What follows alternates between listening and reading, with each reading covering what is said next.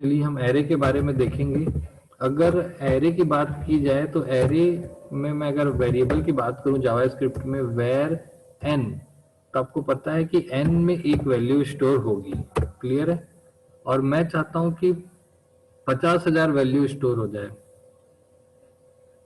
मैं यहाँ पर चाह रहा हूँ 50,000 वैल्यू स्टोर हो जाए, तो आपको वेर एन फिर कॉमा एन टू, इस तरीके से बहुत सारे वेरिएबल बनाने पड़ेंगे। और 50,000 अलग अलग वेरिएबल बनाना, उनका नाम याद रखना थोड़ा सा टफ है। इम्पॉसिबल तो नहीं है लेकिन टफ है। भले आप वो काम को 10 दिन में करेंगे लेकिन कर लेंगे, इम्पॉसिबल नहीं है। लेकिन उस काम को आसान करने के लिए एक नया मैकेनिज्म बनाया गया है एरे। अगर मैं इसको एरे बना देता हूं तो इसमें मल्टीपल वैल्यूज स्टोर कर सकते हैं। तो ये मल्टी वैल्यू स्टोर करने के लिए जो एक वेरिएबल बना हुआ है इसको हम बोलते हैं एरे। यानी कि नॉर्मल वेरिएबल और एरे वेरिएबल में अंतर ये होता है, सिंपल सा अंतर है कि नॉर्मल वेरिएबल जो होता है वो सिंगल वैल्यू को स्टोर करता है और एरे जो होता है वो मल्टीपल वैल्यूज को स्टोर करता है। तो इससे फायदा क्या होता है, हमको बार बार नाम याद रखने की जरूरत नहीं होती है। सारे वेरिएबल का एक ही नाम होता है एन, और उसकी जो इंडेक्स वैल्यू है वो अलग अलग होती है। इस इंडेक्स वैल्यू से उसको पहचाना जाता है। अब जैसे क्लास में, आपके क्लास में मान लीजिए 40 स्टूडेंट हैं, तो सभी का अलग अलग नाम याद रखना मुश्किल है।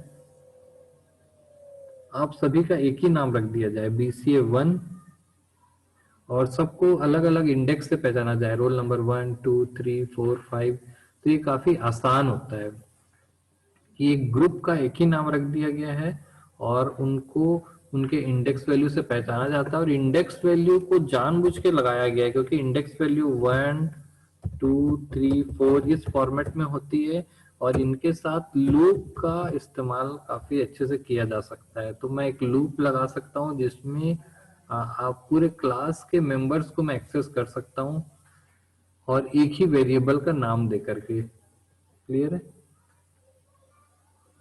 एक ही वेरिएबल का नाम देकर के मैं सारी क्लास के मेंबर्स को एक्सेस कर सकता हूँ।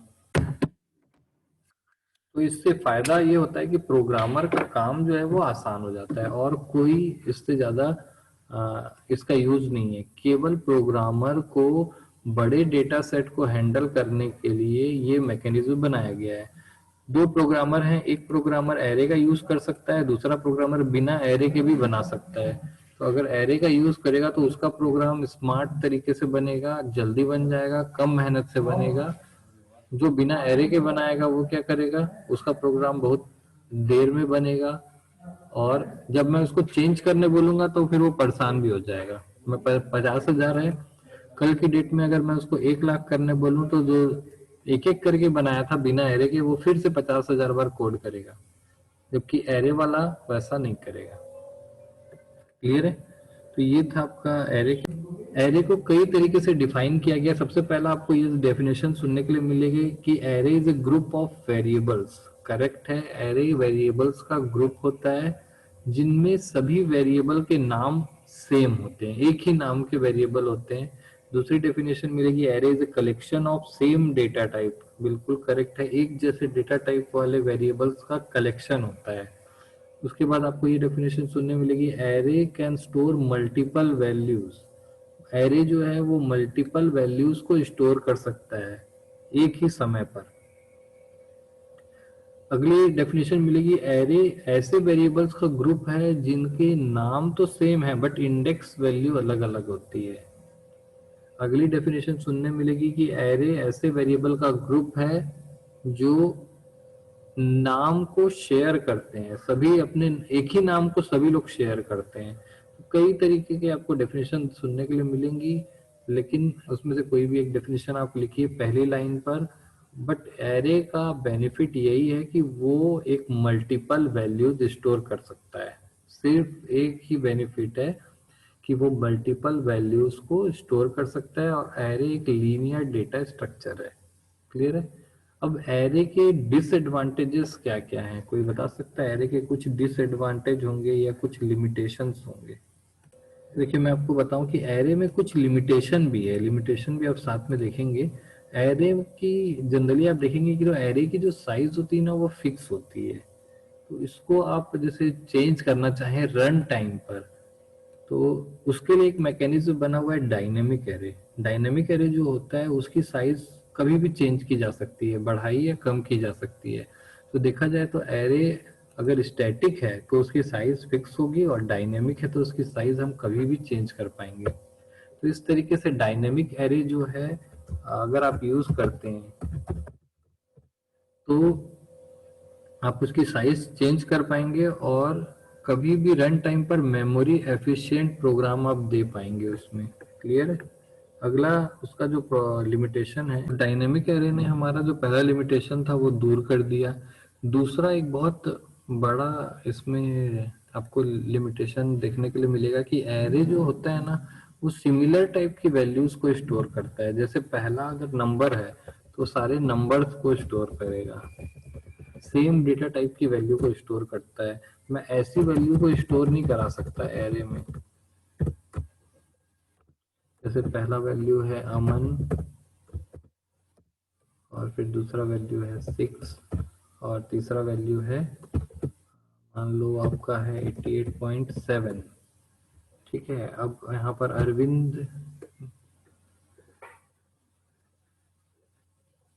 अब हम बात करेंगे जावा स्क्रिप्ट के एरे के ऊपर। तो जावा स्क्रिप्ट का जो एरे होता है ना वो डायनेमिक होता है, यानी कि साइज वगैरह की जो प्रॉब्लम है वो उसमें थोड़ी कम होती है।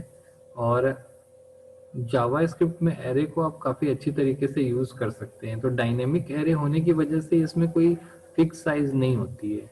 क्लियर है? तो एक एरे का प्रोग्राम हम यहाँ पे बना के देख सकते हैं, और एरे को जावा स्क्रिप्ट में यहाँ पर जो ऑब्जेक्ट्स होते हैं वो ऐसे यूज किए जा सकते हैं। इसमें अंतर आपको तब समझने मिलेगा जब आप दूसरी लैंग्वेज जैसे सी वगैरह में एरे पढ़ेंगे, और इसके एरे को जब आप कंपेयर करेंगे तो आपको अंतर समझने के लिए मिलेगा कि यहाँ पर एरे जो होता है वो ऑब्जेक्ट्स के रूप में होता है, यानी ऐसी वैल्यूज को भी आप स्टोर कर सकते हैं जो कि दूसरी लैंग्वेज जैसे सी, सी प्लस प्लस में आपको ऐसा अलाउ नहीं करेगा। ऐसी ऐसे वैल्यूज को अलाउ नहीं करता है वो। क्लियर? चलिए हम यहाँ पर देखते हैं, एरे को बना करके एक प्रोग्राम बना करके देख लेते हैं। क्लियर है? तो यहाँ पर हमने फिर ओपन किया हुआ है। चलिए यहाँ पर हमने फिर मैं बता दूं कि यहाँ पर हमारे पास दो विंडो ओपन है। लेफ्ट साइड में नोटपैड प्लस प्लस ओपन किया, यहाँ पर test1.html हमने ओपन किया। यहाँ पर हम कोड करके सेव करेंगे। पुराना कोड मैं डिलीट कर दे रहा हूँ। कोड करके जब हम यहाँ पर सेव करेंगे और यहाँ पर जब हम लोड करेंगे तो हमको आउटपुट यहाँ पर देखने के लिए मिलेगा। चलिए कोड करते हैं। यहाँ पर बॉडी में हमने कुछ भी नहीं बनाया है, एक h1 टैग बनाया है और दूसरा स्क्रिप्ट टैग बनाया है जो कि ब्लैंक है। मैं चाहता हूँ यहाँ पर मल्टीपल वैल्यूज को स्टोर कराना। तो पहला देखिए मेरे पास दो ऑप्शन है। अगर मैं मल्टीपल वैल्यूज को स्टोर कराना चाहता हूँ, मान लीजिए मैं 5 वैल्यू को स्टोर कराना चाहता हूँ, तो मैं लिखूंगा ए बी सी डी और ई, ऐसे 5 वेरिएबल बनाऊंगा मैं। फिर ए में स्टोर कराऊंगा 10, बी में स्टोर कराऊंगा 20, सी में स्टोर कराऊंगा 30, और वैसे ही डी में 40 और ई में 50। तो ये मेरे पास एक बहुत अच्छा मेथड है जिसमें मैं अलग अलग वेरिएबल में सिंगल सिंगल वैल्यू स्टोर करा सकता हूँ। लेकिन मैं यहाँ पर 5 अलग अलग नाम काफी आसानी से लिख पा रहा हूँ। अगर मुझे यहाँ पर 50,000 वेरिएबल वैल्यू को स्टोर कराना होगा तो मुझे ई एफ जी एच ऐसा 50,000 अलग अलग नाम सोचने होंगे, जो कि काफी मेहनत वाला काम है। तो क्यों ना स्मार्ट वर्क किया जाए, मैं क्यों ना एक ही वेरिएबल बनाऊं और एक ही वेरिएबल में 50 वैल्यू को स्टोर कर लूं। एक ही वेरिएबल में मैं यहाँ पर 50,000 वैल्यू को स्टोर कर लूं, तो आप देखेंगे कि यहाँ पर जो एक ही वेरिएबल में 50,000 वैल्यू को स्टोर करने का जो मैकेनिज्म है वो काफी अच्छा है। तो देखिए यहाँ पर मैं स्टोर कर सकता हूँ 50,000 वैल्यूज, और उसको स्टोर करने का एक फॉर्मेट है। एरे को सबस्क्रिप्ट ब्रैकेट में लिखा जाता है, इसको सबस्क्रिप्ट ब्रैकेट कहा जाता है। और ये पेयर में होते हैं, लेफ्ट सबस्क्रिप्ट ब्रैकेट या सबस्क्रिप्ट ब्रैकेट ओपन और क्लोज। इसके बीच में मैं वैल्यूज को लिख सकता हूँ विथ कॉमा ऑपरेटर। कॉमा से मैं इसको अलग अलग कर सकता हूँ। तो मैं यहाँ लिखता हूँ 10, 10, 20, 30, 40 और 50।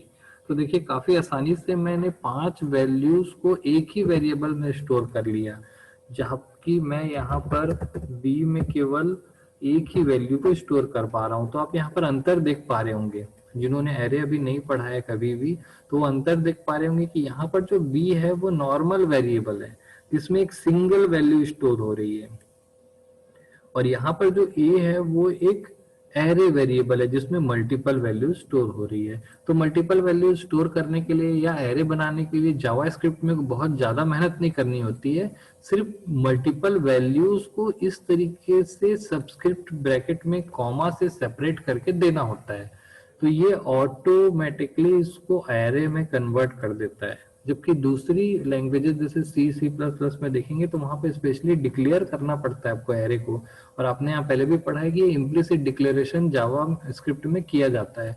तो आप देख रहे होंगे कि लेफ्ट साइड का जो हिस्सा है, अगर मैं राइट साइड वाला हिस्सा गायब कर दूं, इसको गायब कर दूं और इसको गायब कर दूं, तो इन दोनों में कोई बहुत ज्यादा अंतर नहीं दिख रहा है। मैंने कहीं भी स्पेसिफाई नहीं किया है कि ये एरे है और ये नॉर्मल वेरिएबल है। इसमें जैसी वैल्यू को स्टोर किया गया, मल्टीपल वैल्यू दिया गया तो ये एरे बन गया, सिंगल वैल्यू दिया गया तो ये नॉर्मल वेरिएबल बन गया। ऑटोमेटिक या इम्प्लिसिट टाइप कास्टिंग या कन्वर्शन यहाँ पर होता है, इम्प्लिसिट डिक्लेरेशन होता है, ये अपने आप एरे बन जाएगा, स्पेशल सिंटेक्स नहीं है। अब यहाँ पर जैसे ही ये एरे बन जाएगा तो इस ए में कुछ फीचर्स ऐड हो जाएंगे, उस फीचर्स को भी हम देख लेते हैं। जैसे मैं यहाँ पर लिखता हूँ फॉर int या sorry for I equal to 0 और I less than a dot length. अब देखेंगे यहाँ पर मैंने a डॉट लेंथ लिखा, ये फीचर कब ऐड होगा, जब ये एरे होगा। कोई वेरिएबल अगर एरे है तो उसकी लेंथ ऑटोमेटिक कैलकुलेट कर सकते हैं आप ऐसा। तो यहाँ पर इसकी लेंथ फिलहाल 5 है, क्योंकि मल्टीपल वैल्यूज है, ऑटोमेटिक ये लेंथ इसमें रिटर्न करता है ये। अब एरे वेरिएबल को जब आपको प्रिंट करना होता है तो आप यहाँ पर जावास्क्रिप्ट में प्रिंट करने के लिए डॉक्यूमेंट डॉट राइट स्टेटमेंट का यूज करते हैं। आपको पता है कि डॉक्यूमेंट डॉट राइट स्टेटमेंट करने पर वो आपको एरे को प्रिंट करके देगा, लेकिन डॉक्यूमेंट डॉट राइट करने पर आपको वहां पर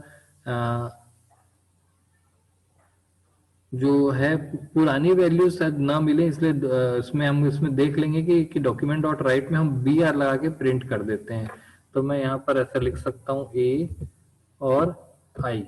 ए आई का मतलब है कि पहली बार में आई की वैल्यू 0 होगी, तो इसका जो पहला एलिमेंट है इसका इंडेक्स होता है 0 1 2 3 4।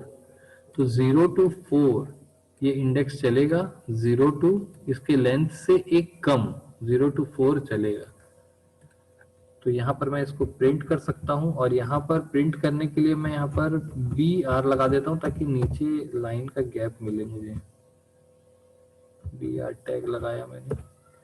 अब ये स्क्रिप्ट आपने बनाई है, और स्क्रिप्ट को जब आप रन करेंगे तो आपको देखने के लिए मिलेगा कि यहाँ पर देखिए 5 वैल्यूज यहाँ पर आ रही है।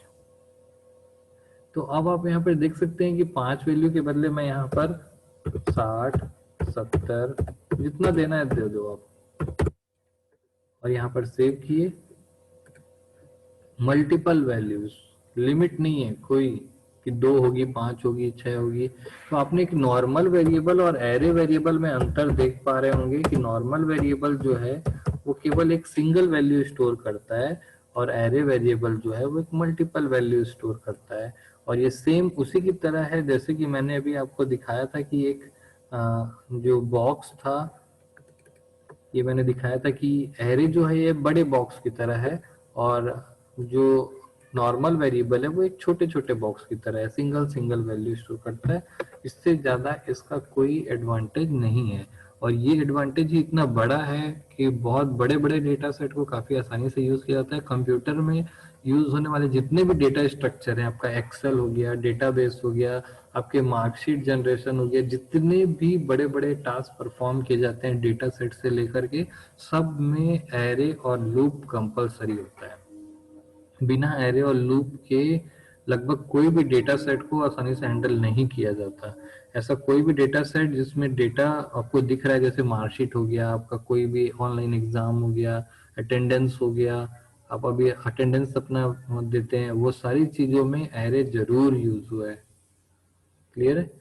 तो मेरे ख्याल से मैंने अभी जो इंट्रोडक्शन दिया अभी आपको एरे का, और ये एक छोटा प्रोग्राम भी देखा जिसमें हमने एक एरे बनाया और उसको यूज किया।